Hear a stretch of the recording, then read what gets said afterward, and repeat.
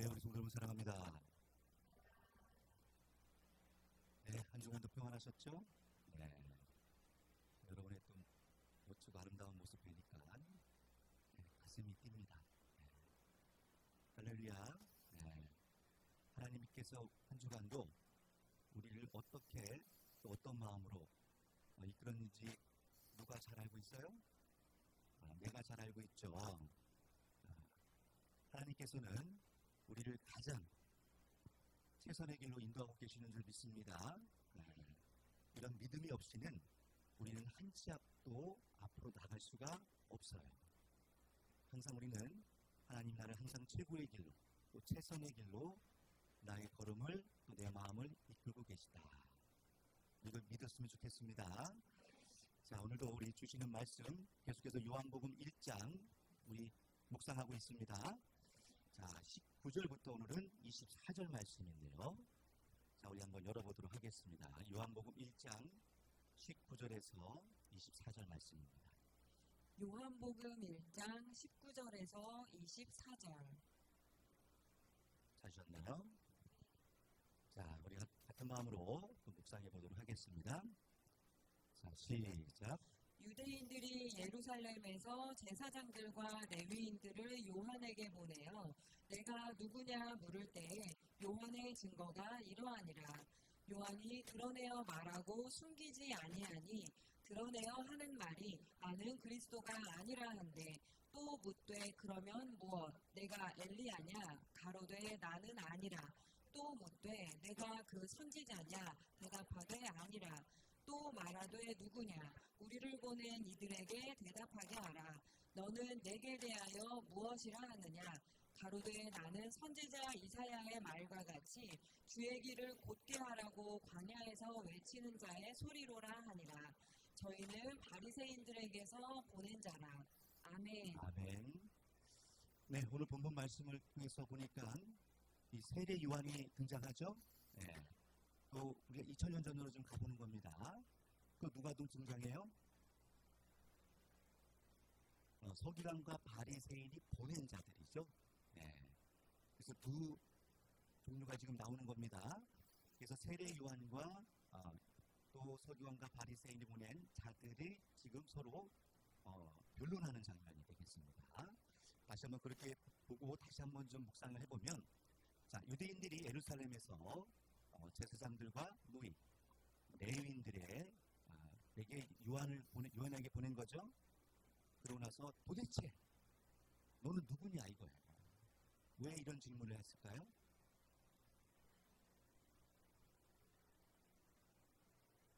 그렇죠. 그래서 우리가 요한복음 1장 보니까 요한이 회개의 침례를 지금 세례를 베풀고 있어요. 그죠? 그래서 또 그 무리가 한둘이 아닙니다. 그리고 그 당시에 그 유대 땅에서 이 세례 요한을 지금 질문하는 것처럼 착각을 하는 거예요. 너가 그리스도냐? 응? 너가 엘리야냐? 내가 선지자냐? 또 어떤 선지자? 그 선지자냐? 하고 뭔가 유대인들도 알고 있는 거죠. 어떤 일이 있을 것이라는 것을 이미 예언이 되어 있기 때문에 그 예언된 내용을 알고 질문을 하는 겁니다. 근데 그 말을 할 때마다 답변이 뭐예요? No! 아니라는 거예요. 또 얼마나 답답하겠어요. 그래도 뭔가 건져서 가야 혼나지 않는데, 그죠? 뭔가 하나 건져서 가야 되는데 다 아니라는 거예요. 답답해서 우리 또 안 넘어가네요. 넘겨주세요. 네. 말씀.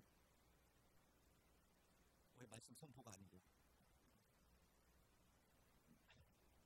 언젠가 나오겠지. 자, 22절부터 보면 또 말하되 누구냐? 우리를 보낸 이들에게 가서 뭐하기를 대답할 수 있도록 알려달라는 거예요. 그랬더니 또 이사야서 말씀을 이제 들어서 얘기합니다. 그 이사야서 40장 3절에 보면 이 예언이 돼 있어요. 뭐라고 하냐면 나는 주의 길을 곱게 하라고. 어디서? 광야에서 외치는 뭐래요? 그냥 소리라는 거야, 소리. 그러니까 광야에서 뭐 하는 자? 외치는 자라는 표현입니다. 굉장히 겸손한 표현인 거죠. 어떻게 보면 자기를 내가 이게 많은 무리가 지금 따르고 있어요. 유대 땅이 막 들썩이고 있습니다. 심지어 예수님도 거기 가서 지금 세례를 받은 입장이란 말이죠. 이렇게 모든 사람이 어떻게 보면 이 세례 요한을 인정하는 분위기죠. 그러니까 이 서기관과 바리새인 입장에서도 뭔가 불안해지는 거예요. 또 궁금해지는 거죠. 그래서 이렇게 보낸 겁니다. 자, 뭐라고 하냐면 저희는 24절에 가보니까 누가 보냈다? 바리새인들이 보냈다는 거예요. 자, 그렇다면 우리는 이제 생각해 봐야겠죠? 정말 이 세례 요한이 선지자였죠? 아니에요? 엘리야였죠? 그죠? 그리스도예요? 근데 그 세례 요한은 그걸 명확하게 자기가 답변을 했어요. 아니라. 그리고 선지자도 아니래요. 또 엘리야도 아니래. 깝깝하죠. 그러면 도대체 세례 요한은 뭘 알고 있는 거예요? 자기의 직분, 자기의 사명이 뭐라는 거예요?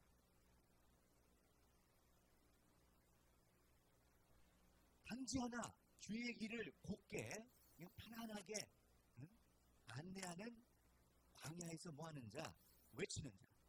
그래서 진짜 세례 요한이 그냥 외치기만 했죠?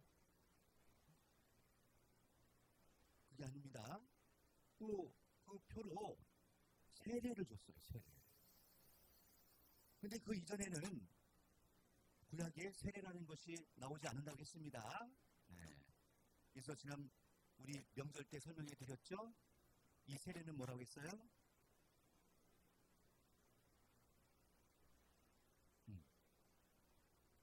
씻을 세, 예법 넷째입니다. 그래서 씻는 예법인데 전에는 골로새서 가보니까 2장 11절 12절 가서 읽어보니까 할례를 원래 받았죠. 구약에서는 할례를 받았는데 그 할례가 알고 보니까 아브라함과 또 언약의 상징으로 한 거죠. 근데 정말 그 보여지는 표면적인 유대인이 아니라는 거예요. 할례는 어디 해야 된다? 마음의 할례를 하기를 원하셨죠. 그래서 예레미야 4장 4절에도 이 할례는 어디 해야 된다? 마음의 할례. 왜 마음의 할례를 한다고 했어요? 하늘나라에서 전화 왔네요. 에스겔서 11장 가보니까 19절에 시간강에서 안 찾습니다. 굳은 마음이 있었죠. 어떤 마음? 굳은 마음이 뭐래요?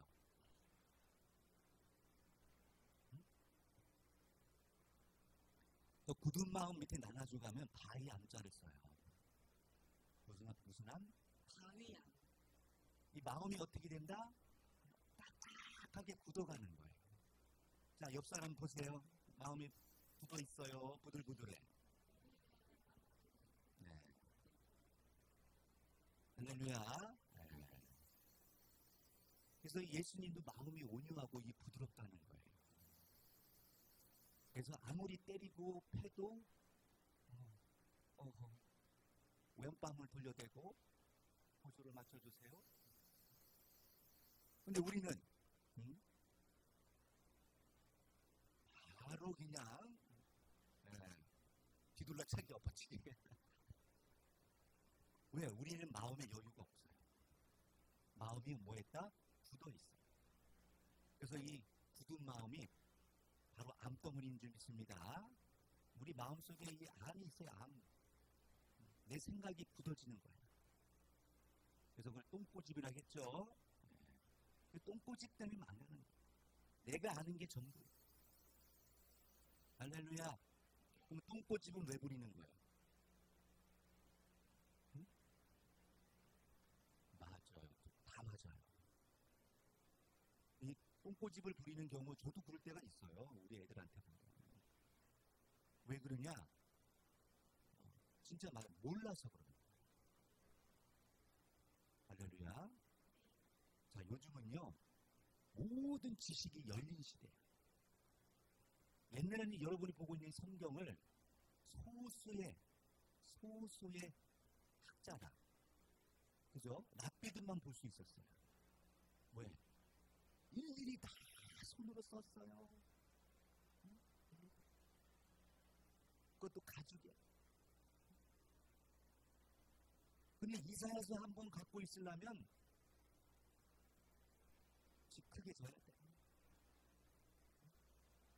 그러니 이 구약 성경 전체를 갖고 있다는 것은 거의 이거 불가능합니다.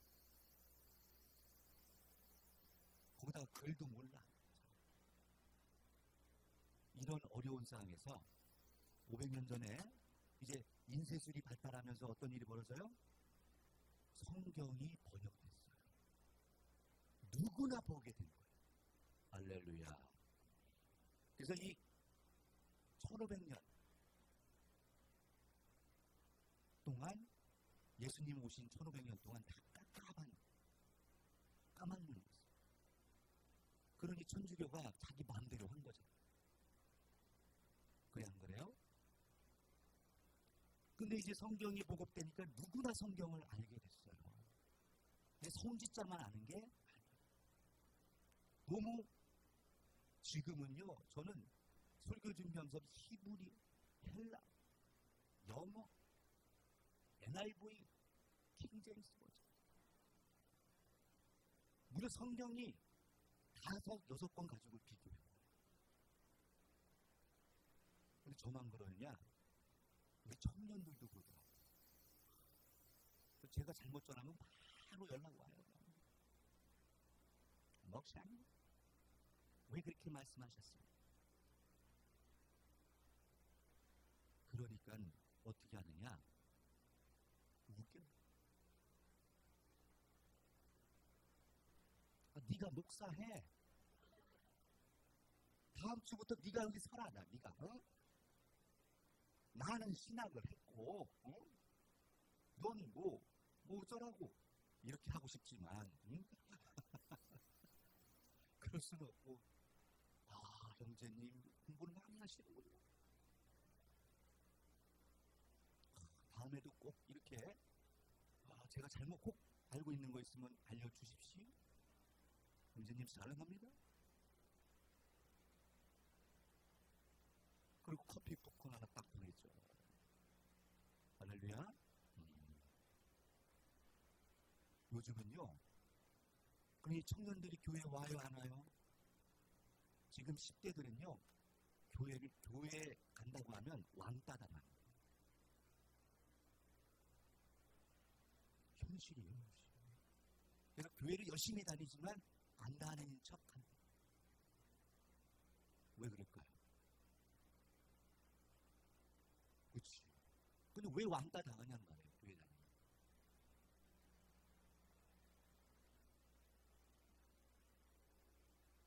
왜? 교회 댕기시는 분들이 이상해서요. 자, 옆 사람 또 보세요. 눈, 코, 입 다 있죠? 옷 벗어서 입었어요. 멀쩡하게 똑같은데 뭐가 다르다. 제가 어제 또 세미나 참석해서 들었는데요. 최근에 통계해 보니까 왜 교회 안 가냐 그러면 이유가 뭔지 아세요? 목사님 때문에. 나 때문에 안 오는데 교회를. 세상에. 할 말이 없어요. 왜? 성경과 다른 길을 가고 있더라는 거죠. 누가? 목사님들이. 누가 알아? 10대도 알아. 여러분은 어떻게 왔어요? 인터넷 검색을 잘 못해서 오신 거죠? 응? 갈 데도 없고 안 가면 찝찝하고 얼떨결에 왔어요? 예. 우리는 그런 신앙을 하면 안 됩니다. 모든 것을 이제 지금은 이 시대는 밝히 열어주고 또 밝히 깨닫는 시간이에요. 이제는 빛의 시대가 왔습니다. 이것도 하나님이 열어주신 시대예요. 뭐 인터넷은 물론 사람이 만들어냈지만 그 기본 원리는 하나님이 창조해 놓은 거예요. 이미. 단지 그걸 응용한 것뿐입니다. 자, 그래서 여러분 성경을 볼 때는 이제는 문자 그대로 본다고 말하시는 분도 있었어요. 옛날에는. 그렇게 얘기하면요. 쪽도 나요. 왜? 성경에는 하나님이 감춰진 뭐가 있어요? 비밀이 있다. 오늘 그런 거 이제 공개하도록 하겠습니다. 여기서 세례 요한이라는 얘기를 들으면 어떤 이미지예요? 세례 주고 예수님도 거기서 세례 받았으니까 겁나 좋은 사람이지. 그래요, 안 그래요? 근데 그런 세례 요한이 어떠한 결론을 오늘 맞이하는지 궁금해 안 궁금해요? 그걸 보는 겁니다. 그래서 세례 요한이라는 이 분이 출연했어요. 근데 본인이 얼마나 겸손해. 막 사람들이 벌떼처럼 막 몰려오고 서로 세례 받으려고 막 줄 서 있는데도 난 그리스도가 아니야. 난 엘리야도 아니야. 선지자도 아니야. 그냥 광야에서 회개해라. 외치는 자라는 거예요. 누구를 예비하기 위해서?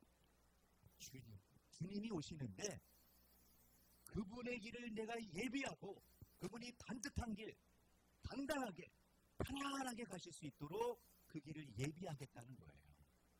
얼마나 멋져요. 그래서 1장만 읽으면요. 감동이야, 세례요한. 오직 예수님 편이죠. 그래서 예수님이 딱 그 앞에 갔을 때 어떤 일이 벌어져요? 우리 읽었잖아, 전에는. 보라, 세상 죄를 지고 가는 하나님의 어린 양. 나는 그 신의 그 끈도 감당할 수 없다. 덜덜덜덜. 얼마나 겸손해. 그런 존재가 누구시다? 바로 이분이시다라고 이렇게 소개를 한 거예요. 잘하셨어요. 그러면 당연히 본인도 어떻게 해야 돼요, 이제? 내가 지금까지 세례를 주는 이유는 이분이 오기까지 길을 예비하라고 했기 때문에 나는 이분 때문에 지금까지 외치면서 세례를 줘왔다는 거예요. 그럼 그분이 왔어. 그럼 어떻게 해야 돼요? 예, 오셨습니까? 하고 이제 그 밑에 무릎 꿇고 따라가야 되는 게 맞죠? 근데 세례 요한이 따라갔나요? 그런지 안 그런지 우리 살펴보도록 합니다. 자, 우리 이제 하나하나 그럼 구약에 이 세례 요한이 어떻게 예언되어 있는지 한번 보도록 하겠습니다. 우리 먼저 이 이사야서 아까 읽었었죠? 네, 40장 이사야 40장 3절에서 5절을 가서 읽어봅니다. 구약 이사야 40장 3절에서 5절. 자, 이제 성경을 많이 찾을 거예요. 자, 이사야 1014페이지입니다. 네, 찾으셨나요? 자, 읽겠습니다. 시작. 외치는 자의 소리여 가로되 너희는 광야에서 여호와의 길을 예비하라. 사막에서 우리 하나님의 대로를 평탄케 하라. 골짜기마다 도두어지며 산마다 작은 산마다 낮아지며 고르지 않은 곳이 평탄케 되며 험한 곳이 평지가 될 것이요 여호와의 영광이 나타나고 모든 육체가 그것을 함께 보리라. 대저 여호와의 입이 말씀하셨느니라. 아멘. 자, 보니까 이 말씀을 지금 세례 요한이 인용한 겁니다. 보니까 하나님의 대로래요. 할렐루야. 그래서 하나님 오면 진짜 막 천둥 번개치고 불꽃 가운데서 나타났던 그런 하나님이 오시는 줄만 알았는데 어디 저 그냥 뭐지 거지 중에 산거지 같은 초라한 예수님이 나타나니까 그 당시 사람들은 예수님을 알아봐요? 못 알아봐요? 못 알아봐요. 나를 본 자는 하나님을 보았고 나를 본 자는 아버지를 보았거든. 이렇게까지 얘기해도 못 알아들어요. 그 제자들도 못 알아들었죠. 그래서 빌립이 그러잖아요.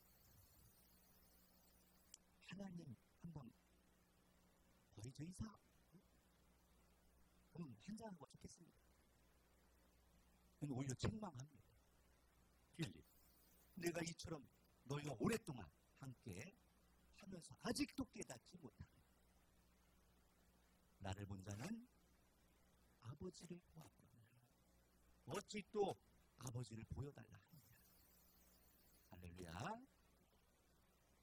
내 말은 내 말이 아니라 내 안에 계신 누가? 아버지 하나님의 말씀이라는 겁니다. 그걸 듣고 이제 얼마나 알아듣고 얼마나 깨달았을까? 우리는 이 육적인 모습만 보니까 예수님의 모습을 봐서는 도저히 저분이 하나님이라는 모습이 안 보여요. 하지만 이 말씀대로 5절 말씀도 보면 여호와의 영광이 나타나고 어떤 육체가 모든 육체가 그것을 함께 보리라. 예언이죠. 보리라니까 예언입니다. 그러니 여호와의 입이 말씀하셨다. 그럼 반드시 이루어져요, 안 이루어져요? 이 말씀은 2000년 전 누굴 통해서? 예수님을 통해서 이루어진 줄 믿습니다. 근데 그것을 이 말씀을 통해서 비춰보면 예수님이 보여요, 안 보여요? 예수님은 곧 하나님이 함께 하시는 분이라는 게 보입니다. 그것을 누가? 세례 요한은 알았던 거예요. 그랬으면 반드시 순종해야 되겠죠? 그러니 말라기에 또 나오는데요. 말라기서 3장도 가봅니다. 5절에서 6절. 말라기 3장 5절에서 6절. 구약 1329페이지입니다. 구약 맨 끝장입니다. 자, 가셨나요? 자, 읽겠습니다. 시작. 내가 심판하러 너희에게 임할 것이라.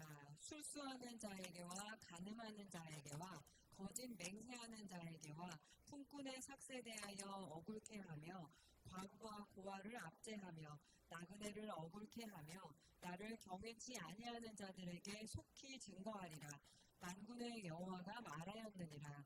나 여호와는 변혁지 아니하나니 그러므로 야곱의 자손들아 너희가 소멸되지 아니하느니라. 아멘. 아멘. 자, 보니까 뭐라고 하시냐면요. 심판한다는 거예요, 심판. 그럼 예수님이 출연해가지고 하시는 것이 뭘 하시는 거예요? 그래서 뭐라고 하시냐면 정죄. 요한복음 3장 19절에 가보면 이 정죄가 뭐냐? 빛이 비치고 이 진리의 빛이 비치지만 그것을 인정하지 않으면 어떻게 돼요? 인정하지 않는 것 자체가 죄야. 그 당시에는 죄는 우리는 원죄, 자범죄 이런 거 생각을 하는데 그걸 이제 누가? 예수님이 다 이제 감당하시는 거죠. 근데 예수님이 출현하고 나서 이 죄는 뭐예요? 예수님을 인정하지 않는 게 죄예요. 그걸 정죄라며 정죄. 왜? 빛보다 더 어두움을 사랑한다. 우리는 빛이라고 계속 말씀드리죠. 빛은 진리입니다. 그래서 모든 것을 밝히다 알려준단 말이에요. 그래서 고집 부리면 돼, 안 돼요? 내가 알고 있는 지식, 상식이 전부라고 믿어서는 안 돼요. 그래서 많이 공부하신 학자일수록 절대 단언하지 않습니다. 이럴 수도 있고 저럴 수도 있습니다. 아니 도대체 그 답이 뭐냐고요. 좀 명확하게 좀 그렇게 답을 할 수도 있고요. 아닐 수도 있습니다. 라고 합니다. 왜?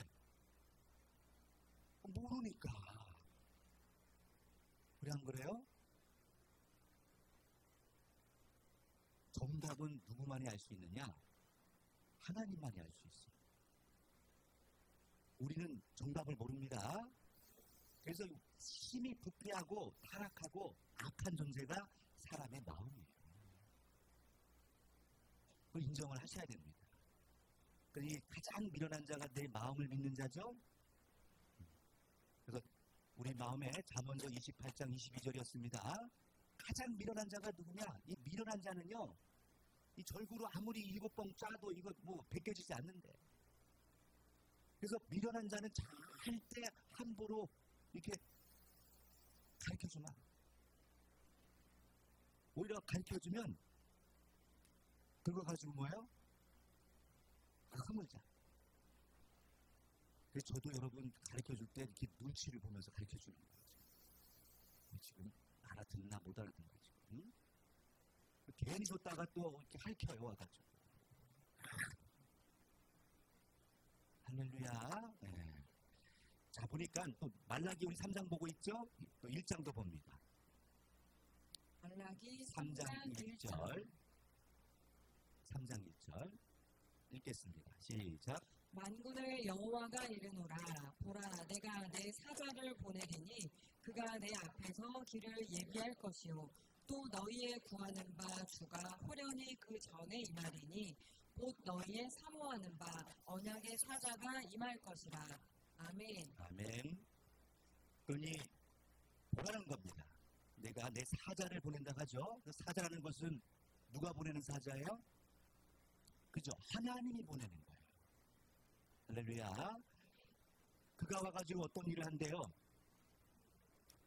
내 앞이라고 표현되어 있잖아요. 이게 내는 누구예요? 하나님입니다. 하나님. 하나님 앞에서 뭘 예비한다? 길을 예비한다는 거예요. 그 예수님의 입장이 누구의 입장이 되는 거예요? 하나님의 입장입니다. 할렐루야.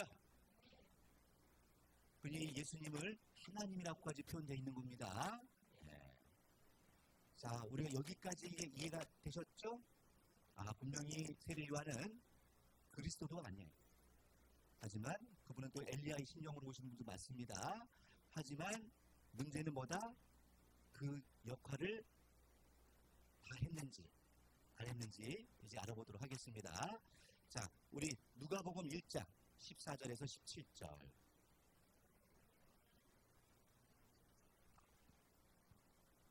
누가복음 1장입니다. 찾으셨죠? 아멘. 자, 읽어보겠습니다. 성구가 좀 깁니다. 읽어보겠습니다. 시작. 너도 기뻐하고 즐거워할 것이요, 많은 사람도 그의 남을 기뻐하리니 이는 저가 주 앞에 큰 자가 되며 포도주나 소주를 마시지 아니하며 모태로부터 성령의 충만함을 입어 이스라엘 자손을 주 곧 저희 하나님께로 많이 돌아오게 하겠음이니라.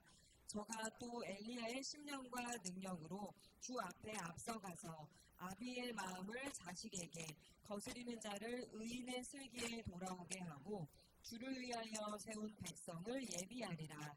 아멘. 아멘. 이게 무슨 얘기냐면, 여러분 5절에 가서 보면 그 아비야 마녀의 제사장 누가 있어요? 샤가랴가 나옵니다. 샤가랴. 그 아내는 누구고요? 엘리사벳. 그죠?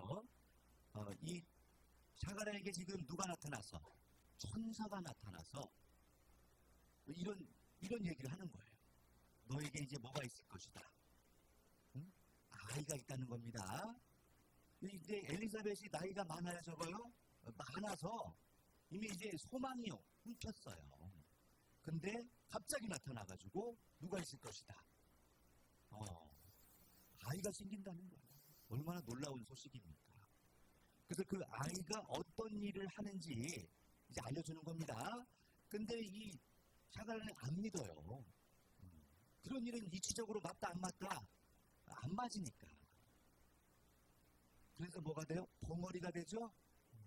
벙어리가 돼요. 자, 그러면서 이제 이 말씀을 주시는 겁니다.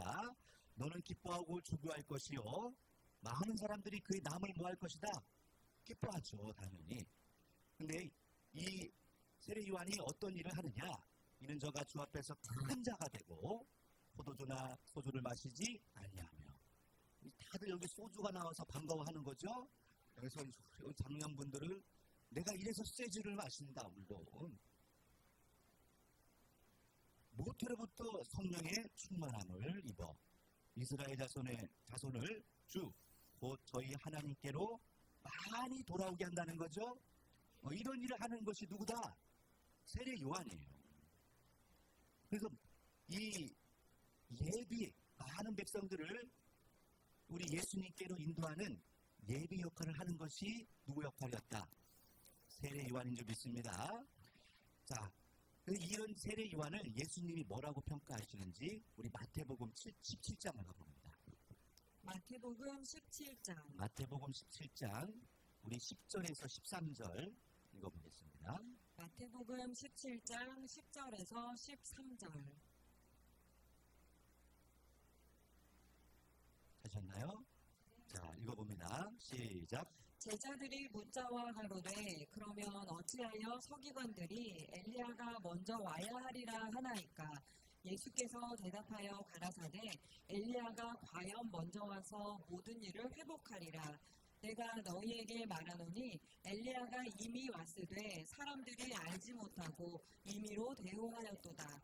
인자도 이와 같이 그들에게 고난을 받으리라 하시니 그제야 제자들이 예수의 말씀하신 것이 세례 요한인 줄을 깨달으니라. 아멘. 아멘. 결국은 예수님도 인정하는 거죠? 어떤 심령으로 온다? 엘리야 심령. 그러니 아까 우리가 처음에 본문에서 읽었던 것처럼 원래는 엘리야의 심령으로 오는 게 맞잖아요. 그러면 엘리야의 심령으로 너가 엘리야냐 할 때 어떻게 해야 돼요? 그거다 그거. 응? 바로 내가 엘리야의 심령으로 온 자가 맞다. 나는 길을 예비하는 자다. 이렇게 정확하게 답변해야 되는 거죠. 근데 엘리야라고 했어요, 안 했어요? 아니라고 했어요. 또 예수님은 또 뭐라고 얘기하냐면요. 예수님은 본인을 가리켜서 빛이라고 했어요. 지금 낮이 아니냐. 이 빛이 어느 빛이냐? 태양을 상징합니다. 그래서 여기도 보면 저희 갤러리가 있는데 백양 갤러리예요. 백양 갤러리. 백양이 무슨 뜻인지 아세요? 흰백자. 태양입니다. 아예 점도 그림자도 없어. 정오의 태양. 그분이 누구셔요? 예수님이시죠. 할렐루야. 하지만 내가 떠나가면 뭐가 온대요? 밤이 온다고 했어요. 그래서 지금 예수님이 떠나가신 지 몇 년이 지났어요? 약 2000년이 흘렀기 때문에 그럼 2000년 동안은 낮이에요? 밤이에요? 밤입니다. 그 예수님이 낮에 온대요? 밤에 온대요? 밤에 도둑같이 온다고 하잖아요. 할렐루야. 요한복음 9장에 나옵니다. 그렇다면 요한복음 또 5장 35절에 가보겠습니다. 요한복음 5장 35절. 15절. 자, 읽어보겠습니다. 시작. 요한을 켜서 비추는 등불이라. 너희가 일시 그 빛에 즐거이 있기를 원하였거니와. 아멘. 아멘. 자, 요한은 또 뭐라고 비유하고 있어요? 예수님이 이 태양이라면 요한은 무슨 역할을 한 것이다? 왜 등불을 켤까요? 그쵸. 지옥같이 어두웠고 깜깜하기 때문에 거기에 조그마한 빛만 붙여도요. 그죠. 벌레들이 엄청 많이 모여들어요. 마치 그런 거예요. 근데 이것이 이미 어디에? 구약의 장막이라는 모세의 장막이라는 또 이 비유를 통해서 설명하고 있습니다. 자, 우리 히브리서를 먼저 가볼게요. 히브리서 9장 8절에서 10절. 히브리서 9장 8절에서 10절. 히브리서 9장 8절에서 10절입니다. 찾으셨죠? 아멘. 자, 읽어보겠습니다. 시작. 성령이 이로써 보이신 것은 첫 장막이 서 있을 동안에 성소에 들어가는 길이 아직 나타나지 아니한 것이라. 이 장막은 현재까지의 비유니 이에 의지하여 드리는 예물과 제사가 섬기는 자로 그 양심상으로 온전케 할 수 없나니 이런 것은 먹고 마시는 것과 여러 가지 씻는 것과 함께 육체의 예법만 되어 개혁할 때까지 맡겨둔 것이니라. 아멘. 그래서 하나님은 개혁할 때가 있는 겁니다. 그래서 아무 때나 지금 뭐 소잡고 양잡고 지금 그렇게 해야 돼요? 아닙니다. 지금은 그럴 때가 아니죠. 하나님의 어린 양, 우리 예수님이 오셔 단번에 제사를 지내주신 줄 믿습니다. 그래서 히브리서 10장 그 옆에 1절도 가서 읽어봅니다. 히브리서 10장 1절. 찾았나요? 읽어보겠습니다. 시작. 율법은 장차 오는 좋은 일의 그림자요 참 형상이 아니므로 해마다 늘 드리는 바 같은 제사로는 나오는 자들을 언제든지 온전케 할 수 없느니라. 아멘. 아멘. 근데 아무리 제사 드린다고 그게 온전한 것이 아니었어요. 뭐였기 때문에. 우리 그림자 놀이 많이 했잖아요. 응? 어렸을 때. 그 그림자 아무리 내가 밥그릇을 많이 그림자를 만들어서 먹는데 이렇게 배가 그 뭐입니까? 그림자일 뿐. 그러면 참 형상은 누구시다? 예수님인 거죠? 그래서 지금 화면이 나옵니다. 이게 모세가 하늘에서 본 대로 들은 대로 지금 뭐예요? 장막이에요. 그 장막에 이것도 설명하면 1시간이에요. 그래서 대충 설명합니다. 자, 여기 들어가는 입구가 보이죠? 여기는 아무나 못 들어가요. 저 안에는 제사장들만 들어갑니다. 레위에 속한 제사장들이 들어가서 저 범제단이 보이죠? 네. 저기서 이제 물두멍에서 손을 씻고 이제 짐승을 잡는 거죠. 그리고 1년에 한 번 대제사장이 지성소에 저 장막이 보이죠? 앞에 이 뚜껑을 열었어요. 지금 거기를 이제 여러분들에게 더 확대해서 보여드립니다. 들어가면 성소가 있고 지성소가 있어요. 뭐가 있다고요? 이것이 다 지금 히브리서 9장에 설명하고 있는 내용입니다. 근데 이게 다 뭐라고요? 비유야, 비유. 뭐라고요? 하늘에 있는 것의 모형과 그림자라는 거죠? 그러면 모형과 그림자가 아니고 실제로 출현해야 되잖아요. 여기 가보면 실제로 7 등이 있습니다. 등이 보이죠? 이 등은 항상 저 금으로 이렇게 만들었는데요. 보니까 줄기가 여러 개인 것처럼 보이지만 하나죠? 하나. 저기 이 가운데다가 항상 감람류를 붓습니다. 레위기서 24장 가보면 아침부터 저녁부터 아침까지 반대로 얘기했어요. 저녁부터 아침까지. 낮에는 끄는 거죠. 밤만 되면 저거를 감람류를 부어서 불을 항상 켜놨어요. 우리는 저거를 계속 저거 왜 켜는지 몰랐어, 저 사람들은. 근데 나중에 알고 보니까 저 등대가 누구인 거예요? 예수님이 와서 저게 세례 요한이라는 거예요. 할렐루야. 깜깜한 밤을 예비하는 그 깜깜한 밤에 저 등불을 그냥 그 밤새 그 켜놓는 거야. 근데 그걸 1500년간 켜왔는데 이게 뭔 뜻인가? 키라고 하니까 키는 거죠. 나중에 실체를 알고 보니까 누구였다? 세례 요한이에요. 그 앞에 이제 분향단도 있고요. 그 이제 지성소가 있습니다. 보이죠? 그 휘장을 지나서 지성소가 있어요. 그 지성소에 1년에 한 번 이제 대제사장이 들어가는 거예요. 뭐 가지고 들어가야 돼요? 응? 피. 피 없이는 저기 못 들어가. 그리고 발에다가 방울을 달고, 그죠? 왜 저기 함부로 들어갔다는 죽어요. 지성소는 지극히 거룩한 곳입니다. 저기에 누가 계셨습니까? 저기 하나님이 계신 자예요. 할렐루야. 그래서 이 지성소는 결국은 누굴 상징하는 거예요? 하나님을 상징하고 그 하나님이 함께하는 예수님을 상징하는 겁니다. 네. 거기에 언약궤가 있고 여기에 두 그룹의 천사들이 있죠. 그 언약궤 안에는 뭐가 있었어요? 그죠? 모세가 받은 십계명 두 돌비가 있었고 아론의 쌍난 지팡이가 있었고 또 만나가 있었죠? 네. 그것이 저 언약궤 안에 있었습니다. 할렐루야.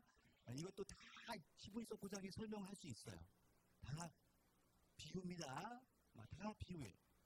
결국은 다 사람으로 나타나는 거죠? 다 사람으로 나타납니다. 근데 이걸 모르면은 너는 아직도 깜깜한 사람이야. 아직도 저 모세 때처럼 또 제사 지내야 돼. 그래서 오늘 우리 조상님들도 제사를 지냈어요, 안 지냈어요? 밤에 지내요, 낮에 지내요? 깜깜한 밤에 지내요. 뭐 12시 돼가지고 또 촛불을 이렇게 또 켜죠. 똑같죠. 뒤에는 또 뭐가 있어요? 병풍. 그게 이게 저 휘장하고 똑같은 거예요. 그 뒤에 누가 있다? 거기에 이제 어르신이 계신 거야. 이놈들 왔나 안 왔나? 반찬이 현찬다. 응? 그런 것처럼 똑같이 휘장 뒤에 뭐가 있어요? 하나님이 계시죠. 그 언약의 상징인 거기에 피를 붓는 겁니다. 피 없이는 못 들어간다는 거예요. 근데 이게 다 뭐예요? 그림자예요. 참 형상이 아니에요. 할렐루야. 그래서 제가 이거를 이 세례 요한이 등불의 역사다라고 해서 이 시간 관계에서 이거 이제 좀 이따 볼 건데요. 마지막에 볼 건데 이게 뭔지 아세요? 예수님이 이 세례 요한에 대해서 평가하는 장면이에요. 여기까지 볼 거니까 조금만 기다리세요. 2장이 지나가야 돼, 2장이. 할렐루야. 자, 그러면 우리 몇 가지만 보고 마무리 짓도록 하겠습니다. 자, 이 시간 관계에서 이거 다 찾아볼 수가 없어요. 제가 말씀으로 그냥 안내를 해드릴게요. 자, 마태복음 3장에 가보면 이제 예수님도 세례를 줍니다. 근데 예수님이 직접 주는 게 아니에요. 제자들이 주고 있죠. 근데 이제 찾아보겠습니다. 이건 중요해서. 마태 3장 11절. 마태복음 3장 11절. 요거는 세례 요한이 설명하는 장면인데요. 자, 읽어보겠습니다. 시작. 나는 너희로 회개케 하기 위하여 물로 세례를 주거니와 내 뒤에 오시는 이는 나보다 능력이 많으시니 나는 그의 신을 들기도 감당치 못하겠노라. 그는 성령과 불로 너희에게 세례를 주실 것이요. 아멘. 아멘. 세례 요한은 참 육적인 물로 세례를 줬죠. 하지만 내 뒤에 오시는 분은 어떤 분인데 본인보다 능력이 많다는 거죠. 그래서 어떻게 주신대요? 성령과 불로 주시니까 진짜 예수님이 와서 막 하늘에서 불 떨어졌어요. 이렇게 막 팍팍팍 불 받아라. 응? 그런 적이 있어요, 없어요? 그건 오늘날 목사님들이 그러고 있잖아. 불 받아라 하고. 응? 성령으로 세례를 준다는 거죠. 네. 예수님을 통해서는 예수님이 직접 세례를 준 적이 한 번도 없어요. 예수님은 물로 세례를 주는 게 아닙니다. 그래서 오늘날 뭐 이렇게 세례 주는 것도 사실은 이게 다 뭐예요? 모형과 그림자예요. 진짜는 어디 해야 돼요? 마음. 그래서 저는 세례도 받고 침례도 받고 다 했어요. 뭐 좀 달라질까 해서.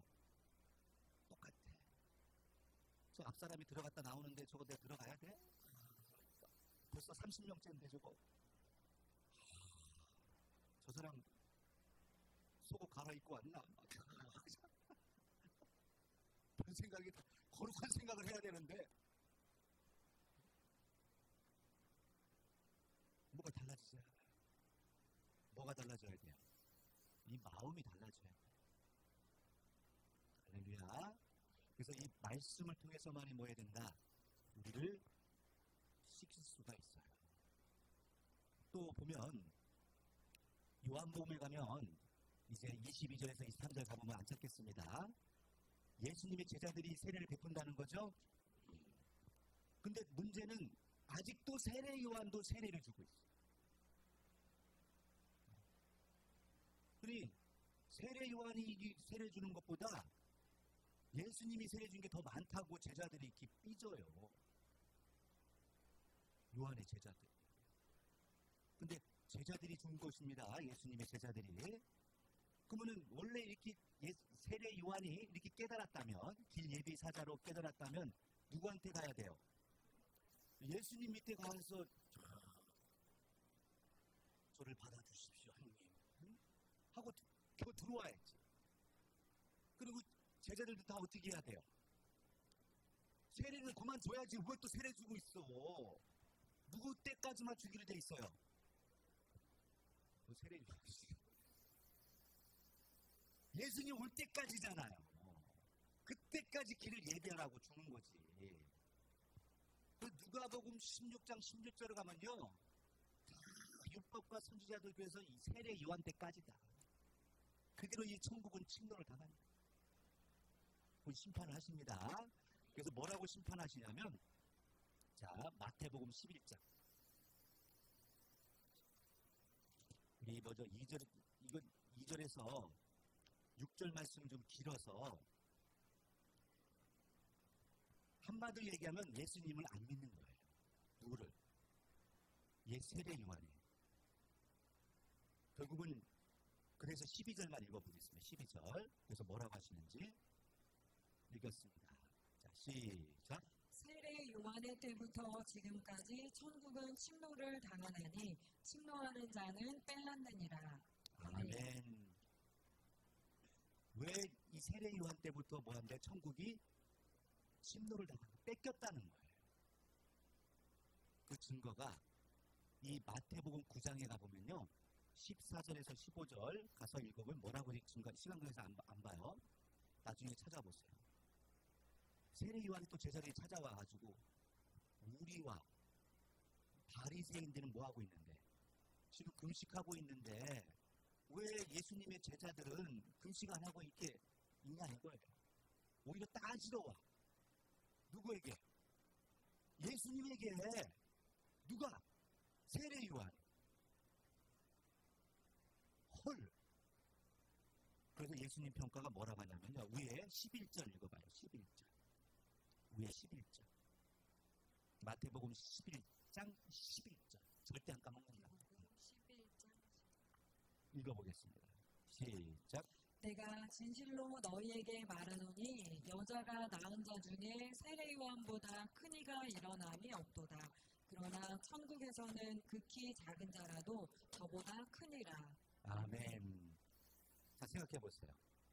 세례 요한에 대해서 인정을 합니다. 예수님도. 성경에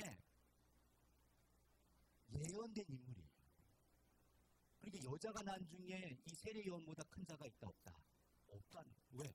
성경에 예언된 인물이라니까. 여러분들은 성경에 예언돼 있어요? 어디 있지? 표정들이 있는 것처럼 말씀하셨어. 잘 찾아보세요. 어딘가에 있어. 응? 근데 그러니 예수님이 보시기에는 뭐예요? 너무 큰 인물이죠. 근데 중요한 건 그게 아니고 그 뒤에 평가가 중요하죠. 근데 천국 갔어요? 못 갔어요?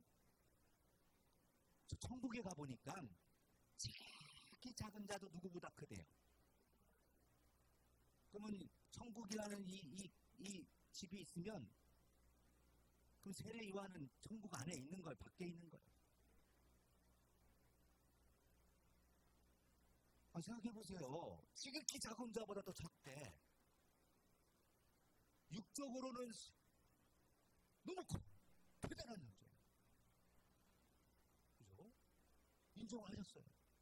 근데 하늘나라에서는 어디 있는지 없어. 안 보여. 천국 꼴찌로 간 사람보다도 더 작다는 건 어디예요? 천국 밖에 있는 거지.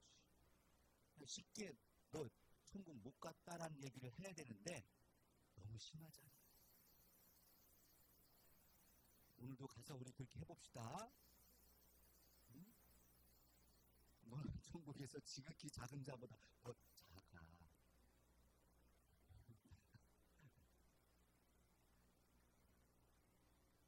말하면 안 됩니다. 제가 어제도 덕구한테 배웠어요. 야, 이놈의 덕구가 별을 여기저기 싸들고 난리더라고. 너가 이제 갈 때가 됐구나. 응? 그래서 제가 혼냈죠. 툭 때려봤죠. 근데 응가를 하려다가 도망가더라고요. 근데 전문가들의 말이 그러면 된대 안 된대요? 안 되더라고요. 너 잘못했다고 잘못한 걸 잘못했다고 우리가 하면 좋겠는데. 근데 이 덕구가 알아들어야 못 알아들어요. 저 주인 양반이 왜 헛소리를 하나, 나를 협박하나, 막 이게 못 알아듣는다는 거예요. 왜? 자기는 다 모든 곳이 다 변소인 거예요. 구역이 어딨어. 다 내 건데. 그럼 어떻게 해야 돼 알아듣냐는 거예요. 도대체 저런 짐승 같은 선생님이구나. 짐승하고 대화를 하려면 어떻게 해야 되냐는 거야.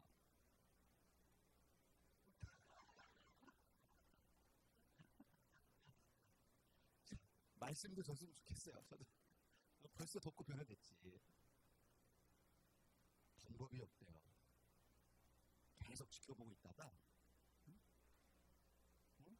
우리가 원하는 데 가서 이거 변을 보면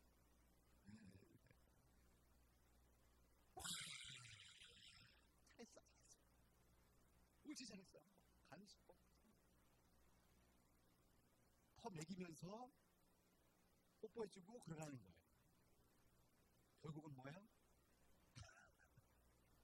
인내와 끈기로 기다리면서 그 찰나를 기다리면서 칭찬하는 거야. 야, 이거밖에 없다니까. 주름이 하나 더 생겼어요. 그래서 배웠어요. 야, 역시 고래도 뭐하면 춤춘다는 말이 맞다.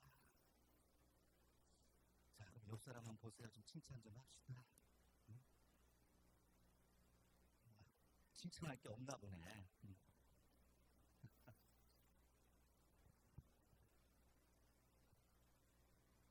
야, 이거는 짐승 같은 사람에게 해당되는 거예요. 짐승들은요, 칭찬받기만 환장해요. 뭐라고 하면 삐져. 바로 삐져. 안 봐. 안 와. 옆 사람은 짐승은 아니죠? 우리 말씀으로 거듭난 줄 믿습니다. 그래서 이 자꾸 칭찬받으려고만 하지 마시고 진짜 지혜로운 자를 경책하라는 거예요. 그러니까 여러분들을 현명하게 보기 때문에 우리 마을장님들이, 구역장님들이 책망을 하실 때 아멘 하고 째려보세요. 정말 감사하셔야 됩니다. 그래서 지혜로운 자를 이렇게 책망하면요, 진짜예요. 명절 때는 선물도 주더라고요. 자기한테 책망해줬다. 근데 아무나 저는 책망하지 않습니다. 쫙 받았어요. 들을만 할 때. 아직도 책망을 저한테 못 받은 분들은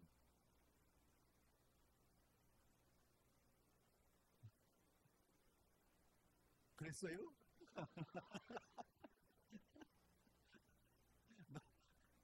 술 쓰세요? 자, 이것이 지금 예수님이, 이게 누가 그린 줄 아세요? AI가 그린 거예요. AI한테 내가 이거를 답을 줬더니 지가 그렸어요. 이게 결론입니다. 저 뭐라고 써 있어요?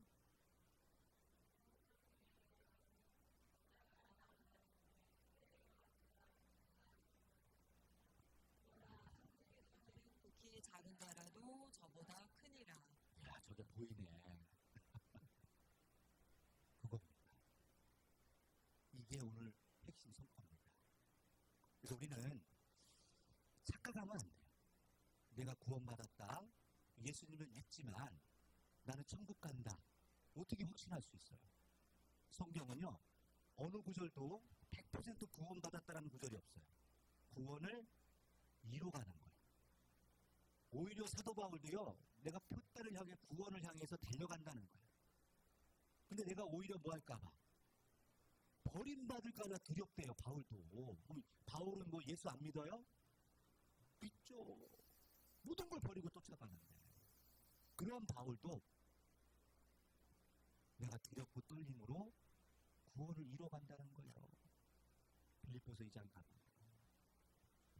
그럼 우리는 어떻게 되겠어요? 그냥 구원받았다고 그냥 두 다리 피고 가만히 성경도 안 보고 전도도 안 하고 봉사도 안 하고 가만히 있으면 천국 가는 거죠? 아닙니다. 착각하지 마세요. 우리는 계속 씻어야 됩니다. 매일매일 씻고 또 씻고 씻어서 주의 뜻대로 변화됩시다. 결국은 구원은 하나님 나를 이끌어 가주셔야지. 내 생각과 마음을 붙들고 있으면 안 되는 줄 믿습니다. 밥 시간 됐다고 계속 그러는 거야 지금. 알았어요. 자, 기도하고 우리 마치도록 할 텐데요. 이 시간 같이 기도하실 때 세례 요한의 결론은 어떻게 됐어요? 결국은 천국을 못 갔어요. 이 말씀대로 하면. 왜 못 갔는가라고 생각을 해봅시다. 결국은 너무 교만한 거예요. 오히려 정치에 간섭을 했어요. 성경에서는요, 정치에 간섭하려 하지 말래요. 오죽하면 여기 보세요. 디모데전서 5장 22절에 남의 일에 간섭하지 말라고 나와요.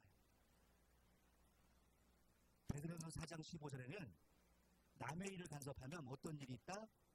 고난이 있다는 거예요. 이제 옆에서 뒤지고 없고 싸워도 냅둡시다.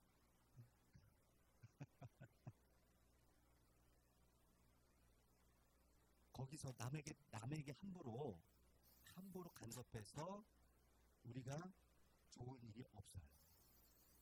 그것도 딱 지혜로운 자들에게 가서 간섭해야죠. 할렐루야. 근데 세례 요한은 정치에 간섭을 했어요. 그러면 돼요, 안 돼요? 결국 그래서 순교를 했다고 하는데, 복음을 전하다가 예수님을 전하다가 중고했으면 내가 순교했다고 인정을 해. 그게 아니에요. 정치에 간섭하다가 순교한 거예요. 오히려 옥에 갇혔을 때 오시리가 당신입니까? 우리가 다른 일을 기다려야 됩니까? 라고 오히려 왔다리 갔다리 해요. 그래서 아까 그 말씀을 하신 겁니다. 예수님의 결론의 말씀을. 우리는 생각해야 됩니다. 예수님 믿는다고 그냥 나는 구원받았다 라고 믿고만 있어야 되는지, 구원을 내가 계속 이루어가야 되는지. 할렐루야. 우리는 계속 주님을 내가 믿는다면 주의 법대로 주의 말씀대로 어떻게 해야 돼요? 따라가고 순종해야죠.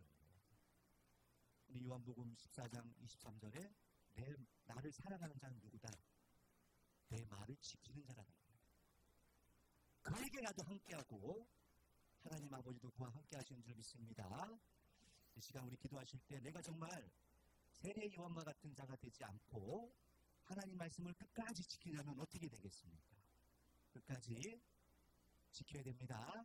예수님을 사랑하고 예수님 뜻대로 말씀을 지키는 자녀가 되게 달라고 우리 간절히 기도하겠습니다. 기도하시겠습니다.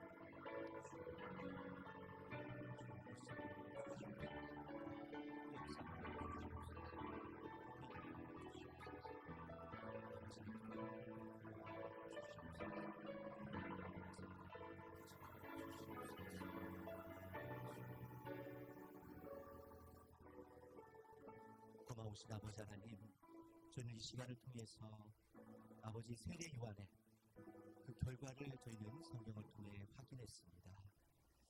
저희는 오직 하나님 뜻을 그 말씀대로 길을 예비하는 일에 순종했다면 아버지 정말 인정받고 이 땅에서나 또 하늘에서도 인정받는 아버지 거룩한 선지자가 되었을 겁니다.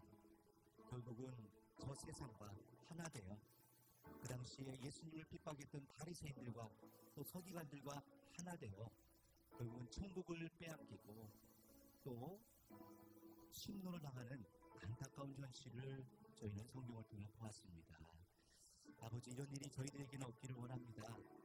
혹여라도 우리 생각에 저 세상에 돈과 명예와 또 권세를 위해서 아버지를 또 주님을 아버지 또 버리는 일이 없도록 지켜주시고 끝까지 주의 말씀을 따라 순종하며 나가게 도와주시옵소서. 우리 귀한 성도님들도 아버지 뜻을 이루기 위해서 아버지 말씀을 순종하면서 정말 노력하고 있사오니 도와주시고 함께해 주셔서 영광 받아 주시옵소서. 그 가정과 그 모든 삶 가운데 홀로 두지 마시고 인도해 주시기를 간절히 소망하며 이 모든 말씀 영원한 생명이 되시는 우리 구주 예수님의 이름으로 기도드립니다. 아멘. 두 손을 가슴에 묻고 하나님의 사랑 하나님의